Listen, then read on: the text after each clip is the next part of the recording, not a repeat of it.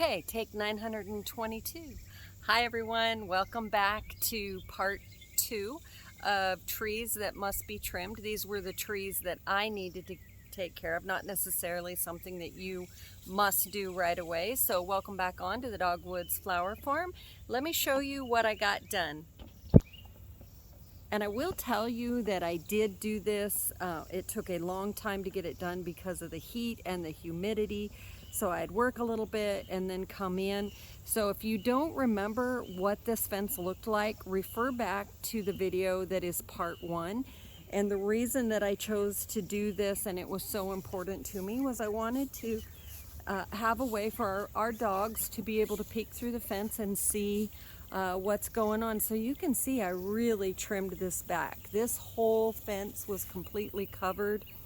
The hedge had actually started to grow into the trees. It had grown up through the branches, and that's not good. That'll smother it out. So I went ahead and cleaned up all the suckers there. So that was part 1. So as promised, we're going to walk through here and I'll show you the rest of the things that got completed. I do apologize for the sun. It is early evening. We talked about this fence and the things that are growing through it. It is actually not our fence. It is the neighbor's fence, but there are things growing through it. So you can see my pile there. That tree got all trimmed back. So sorry, y'all. I really am trying to keep you out of the sun. This tree here didn't really need a whole lot, but I was able to get that one cleaned up. Let me turn around this way, see if that'll help any. You can see, not a lot, just a few branches. And you may think, well, why did this take so long? Well, it was hot, so had to just do it in stages. This tree got this guy all cleaned up. There's my mess right there. Got that one all cleaned up. This one was probably the worst. You can see the wagon here. This one was the worst, so got this one all cleaned up as well. And I know you're thinking, okay, so big deal. So you cleaned up some trees. But here's what I've learned. When you take care of these little projects like this, they won't add up, and then you're spending your whole weekend just working on all these little projects. If you can knock them off, a few at a time. But also, when we were looking at the trees, we noticed this. Actually, Chad noticed this. Let me get out of the sun here. You can see these holes. So this is another reason why it's important just to do these little maintenance things. This is some kind of a sapsucker, perhaps a sapsucker woodpecker, could be borer beetles. We're not 100% sure. I think I'll call the arborist out and have him take a look at it. We definitely don't want to lose any of our trees.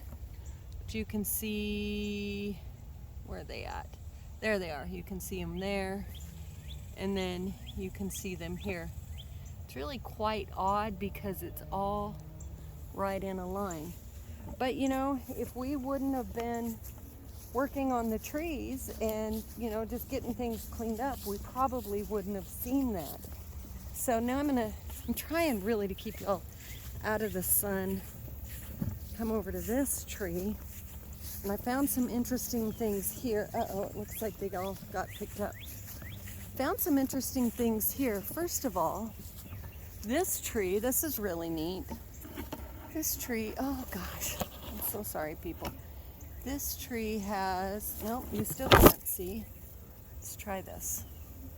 This has little flowers on it. I thought that was really neat. I never had really noticed that about this tree before. I don't really ever remember it flowering. I also found out there are spikes on this tree, but I thought that was sort of cool. And let me get up here. Whoops. Let me get up here and you can see there's the little flowers there. And then, let me come down here. You can see here, this tree was loaded with all of these dead katydid carcasses. But I got this one cleaned up. I didn't do too much with this guy right here, only because our neighbors have an electric fence that is right there and I'm actually afraid of it. So I just kind of left that one alone. So now let's come over here to the crepe myrtles, to the glorious crepe myrtles.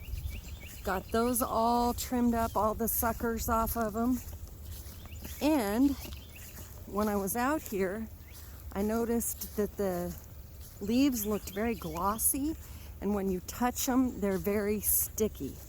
And they were loaded with these bugs. So let me come over here and see if you can see the bugs on these. I don't know if I can pick it up on camera, but this tree definitely needs to be sprayed with some insecticidal soap, because according to Dr. Google, it has either aphids or something like that.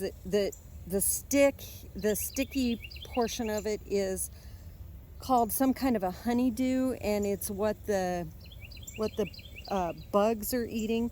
So it's got to be sprayed with insecticidal soap or either neem oil.